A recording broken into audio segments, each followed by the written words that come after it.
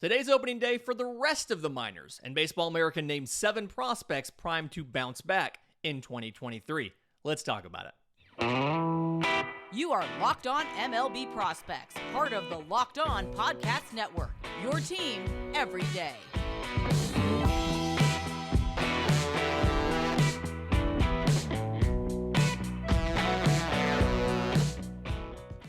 Yes, welcome on in to Locked On MLB Prospects, your home for all things minor league baseball. I'm your host, Lindsey Crosby, editor-in-chief of BravesToday.com, freelance baseball writer and podcaster. Thank you for making this your first listen. Every single day, we're proudly part of the Locked On Podcast Network, where it's your team every day, and the minor leagues are back. Minor league baseball, AAA started last Friday, but most AA, high A, and single A teams begin today. And so we can really start to evaluate these prospects as they get their assignments and they go into the regular season. We talked yesterday about some of the top prospects and where they're going, but Baseball America had a really interesting piece that came out, I think it was this week. I'll link it in the show notes if you have a Baseball America subscription, and if you don't, you really should. But talking about 7 top prospects that are primed for a bounce back in 2023. With one exception, all of these guys are top 5 or top 10 prospects in their organizations. I don't believe they're on the top 100s, but it's why did the 2022 go poorly for them, and why are they going to succeed, or are they set up to succeed in 2023? So I've kind of sorted the list by maybe reasons why they struggled in 2022. And the first one I want to talk about is outfielder Brennan Davis of the Cubs. This first segment, these are guys who obviously not only had injuries that made them struggle last year, but specifically back injuries, because that can do so much to a hitter. All of these guys are hitters. But so Brennan Davis, 2018 second rounder out of high school. His dad was a professional basketball player, so he's got that athletic background and that athletic build. Got 53 games in between high A, triple A, and some time in rookie ball. Season was ended early because he needed surgery on a non-structural issue in his back. So he only got 53 total games. And this continues a trend for Brennan Davis of missing time with injuries just about every single season. Since being drafted in 2018, this was some sort of issue with a grouping of blood vessels in the back. Non-structural, it's not like it's not the spine or things like that, but had to have surgery to fix that. He has played in 2 games already as of the time of recording this year in Iowa, so he is back to performing. But in past seasons, he had a hamstring issue, he had a broken finger, he had a broken nose, he had a concussion. Not necessarily things that you would say, oh yeah, the guy's injury prone. A lot of guys have hamstring injuries, and then oftentimes those broken things like that come up sliding into a bag, come up getting hit by a pitch, broken nose and concussion. I don't know the full backstory, but I'm willing to guarantee those are connected. And so in those 53 games last year, because of the back issue causing struggles for him, he did not look good, okay? 180, 299, 298 slash line. 5 home runs, 11 extra base hits, 25 walks to 65 strikeouts, and 0 for 1 on stolen bases. I think Brennan Davis, provided that he's fully healthy, this could be a full year in Iowa. I feel confident that he can get himself back into top prospect form and be an option to get called up by the Cubs. I like the combination of tools. The raw power, I feel like his raw power is probably plus. In-game power, it's not quite there because, again, your power tool is only as good as your hit tool, and he has issues getting that power tool into games because he's just so raw. I mean, he was drafted in 2018, and yes, he lost 2020, but he's only played 222 games in his minor league career because he's missed time and just about every season with injuries. And so you can kind of see how raw he is at the plate when you watch him. Like, He's got really good barrel control. He can send power to all fields, but he really struggles with breaking pitches. And it's just, and so he doesn't look comfortable at the plate because it feels like he's, rather than being confident in his approach, confident in his plate coverage, and confident in the scouting report and knowing what the pitcher is likely to do, it feels like he's on his heels reacting the entire time. So definitely want to see him have a full season to get back into proper timing as a hitter, as well as get more comfortable just at the plate in general. Because again, the power is above average to plus, depending on how well he can hit. And defensively, he's not going to be your center fielder because at the big league level right now, you have Cody Bellinger. Obviously, Pete Crow Armstrong is behind him and is the best outfield defender in the entire minors. He could play center. Like, his speed's above average. He's got that, again, that basketball kind of body, 6'4", so he's got like longer legs and long strides. But I would move him to a corner. The arm's above average. He can play right or left. And Baseball America actually has him as an average defender. I think he'd be above average in right, and with a little more time to refine some of the reads, routes, reactions, could probably get to plus because he's so insanely athletic. So I agree Brennan Davis is in a good position to rebuild, bounce back in 2023, again, provided he's healthy. He's only played more than 53 games in a season once in his entire career. So big caveat there. The other guy that not only had a rough season last year because of injuries, but specifically back injuries, Brady House of the Washington Nationals. 2021 first rounder out of high school. He had a back issue, and then he had a pretty nasty bout of COVID. And so they ended up just shutting him down in June. But 45 games in low A before they shut him down. 278, 356, 375, 3 home runs, 11 extra base hits, 12 walks to 59 strikeouts, and 1-for-1 on stolen bases. Through the first 30 games, he looked phenomenal, right? 303, 386, 420, 3 home runs. Then he started to have issues with the back. Then COVID came around behind it, and they just shut him down. So, known for stupid huge raw power, right? I've seen 60 grades. I've seen 70 grades. I think Baseball America gave him a 65 grade in this year's write-up. But it's something where, again, your power tool is only as good as your hit tool. And because he's missed time, he got 16 games in rookie ball after being drafted in 21 and then only 45 games last year. He needs to adjust to professional pitching. He struggled. He struggled with velocity, with good velocity. In that short sample last year. Some of that can be explained from an experience. Some of that can be explained because when you have a back injury, it is just hard to keep the bat speed and get everything going to catch up to premium velocity. So again, provided he's healthy, I feel good about offensively him being able to battle back and at least get to an average hit tool where that power can play. Defensively, he was drafted as a shortstop. From what I understand, they've moved him to third base. He has a good arm, a plus arm, and I think that he'll be above average at third. He probably would have just been average at short. He's got a bigger frame, 6'4", 220. And so some of the quick twitch reactions, lateral agility wasn't as good as you would have liked. He's got good hands. He's got good timing for understanding how long I have to get this ball over to first. It's just some of the movement and the range. I think the speed's only necessarily average, and he is just now 20. Obviously, still has more physical development to do. So I like the choice of Brady House. Again, assuming the back is fine. From what I understand, it is. So he should be okay. In just a minute, I want to talk about 2 more guys that dealt with injuries. In this case, not necessarily self-inflicted, but non-back injuries. But first, today's episode is brought to you by new sponsor alert, eBay Motors. For a championship team is all about making sure every player is a perfect fit.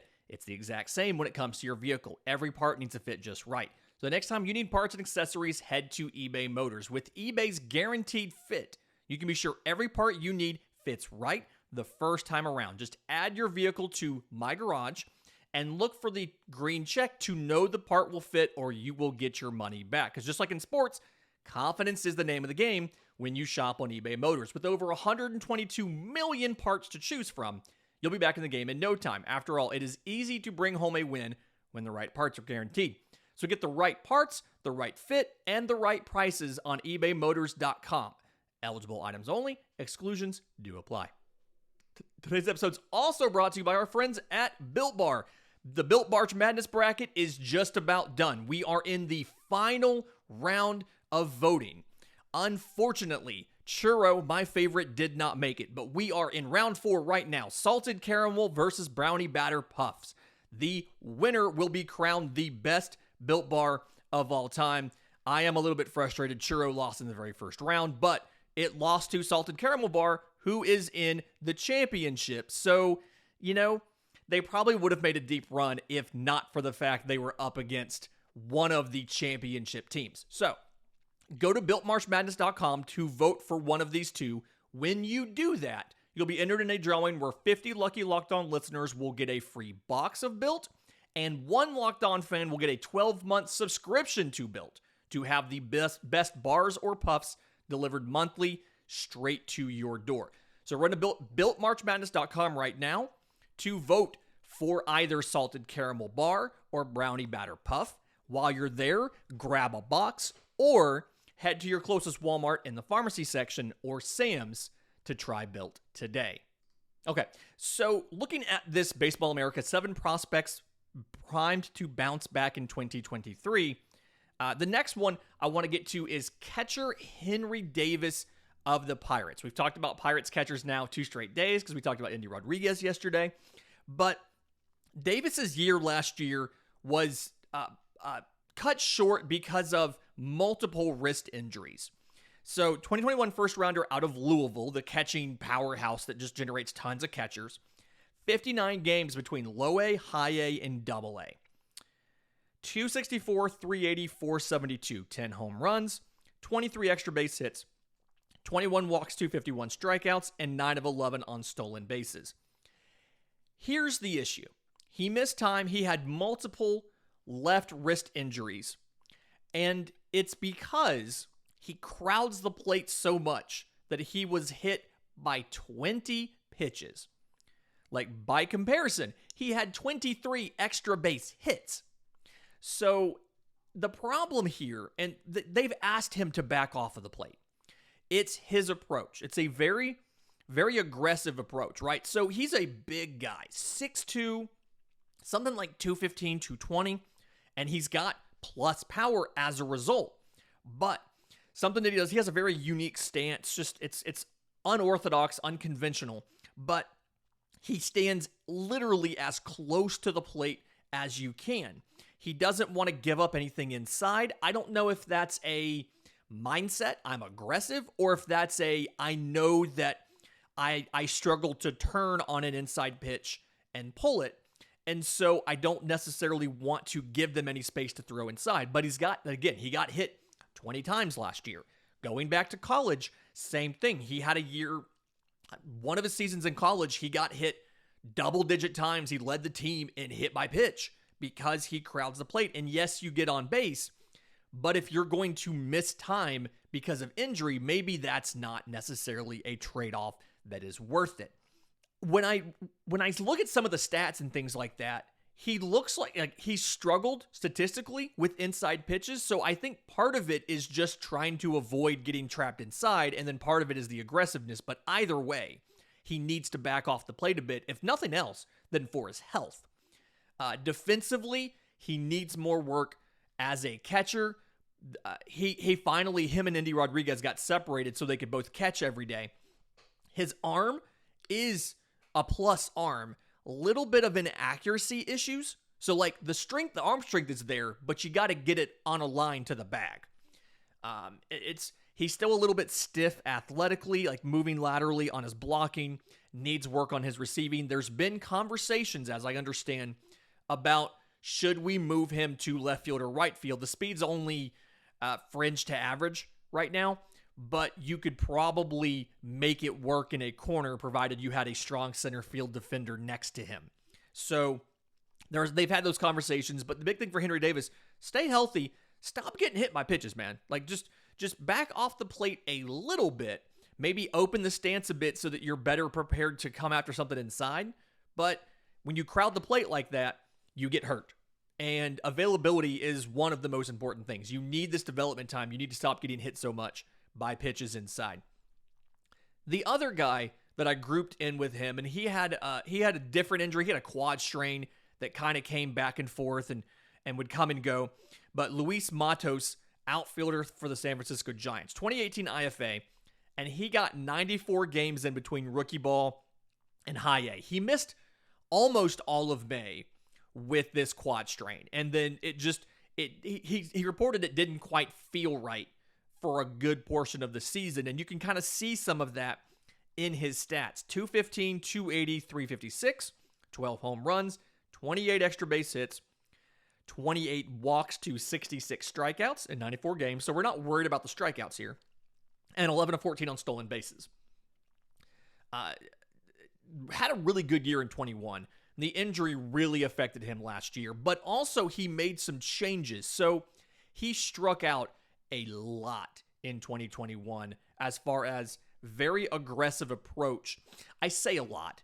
He struck out 61 times in 109 games. Wasn't a lot, relatively speaking, but he had a lot of swing and miss in the game. And so it was something where he was trying to work on pitch selection and swing decisions, and he swung the pendulum a little bit too far the other direction, where he was waiting for the perfect pitch, and sometimes perfect is the enemy of good. And so he'd get himself into a disadvantage count, an 0-2, a 1-2, and now they can throw you junk and you have to swing something off the plate because it's close enough where it might get called by an umpire. So a little bit of work on not chasing, like the chase rate comes from that. So a little bit more work on understanding what is a hittable pitch, what is a drivable pitch, and what is an unhittable pitch, and being willing to take the hittable pitch instead of waiting for the drivable pitch, especially because as you move up in the minors, you're less and less likely to get those drivable pitches.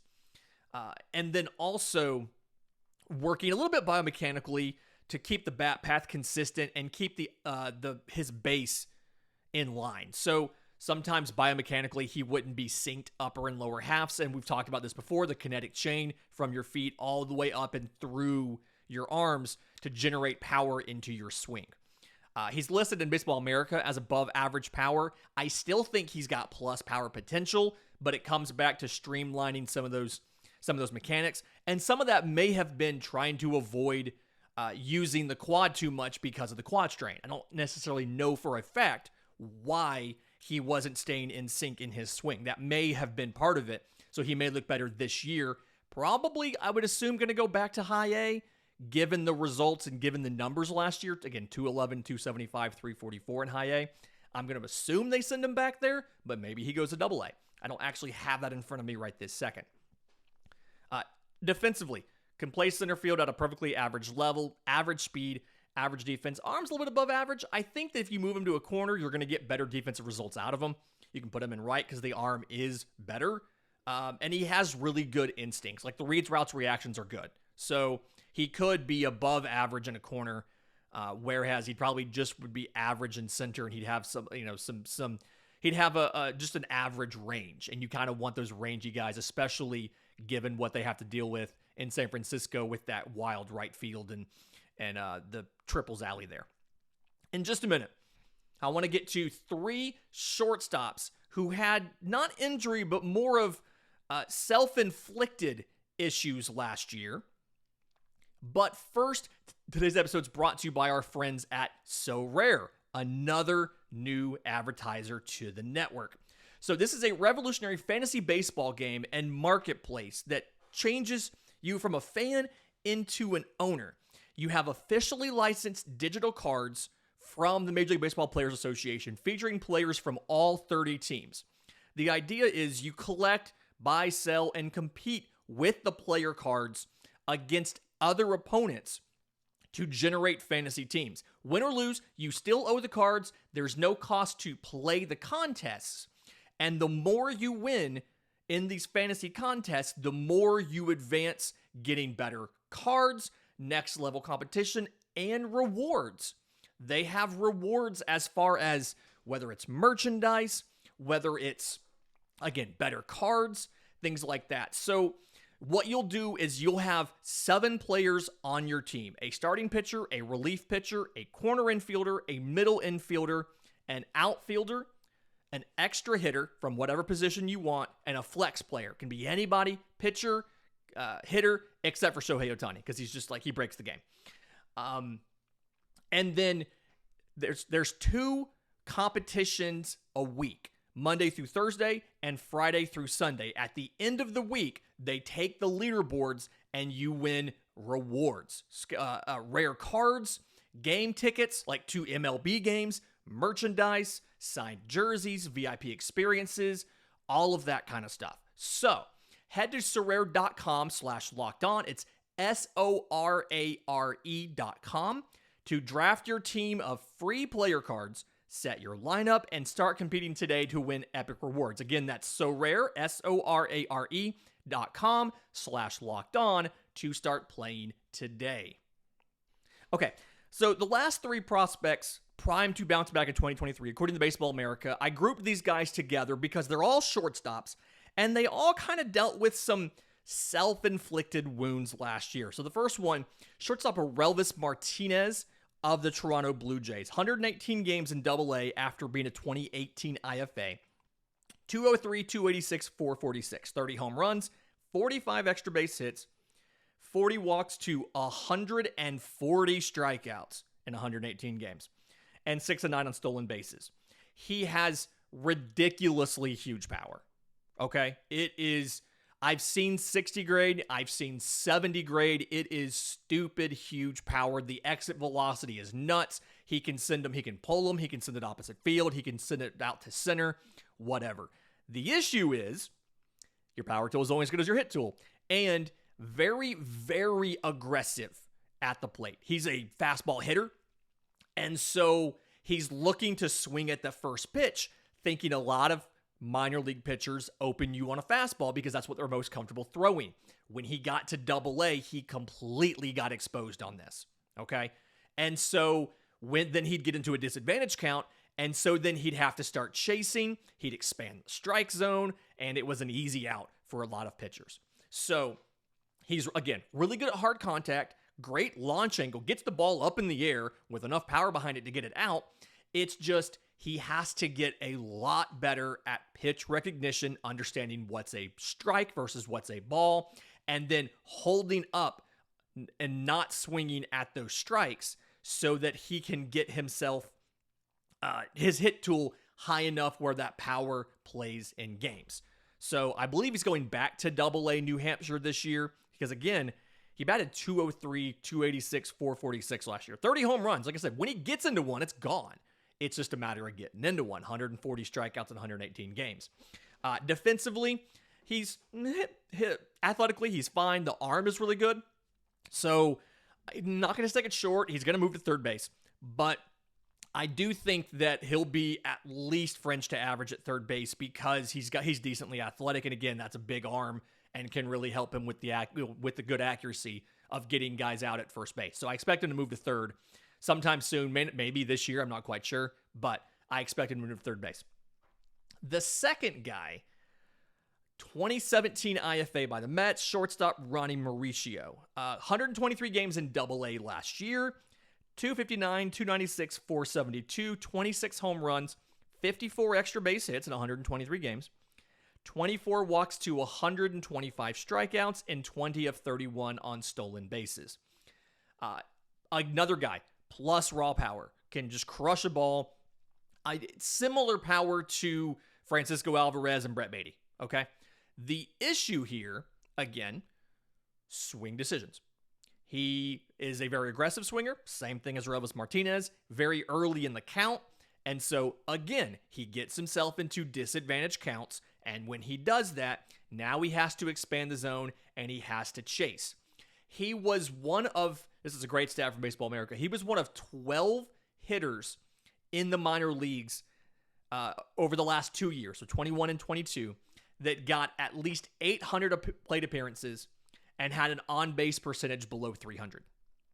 He had a combined 296.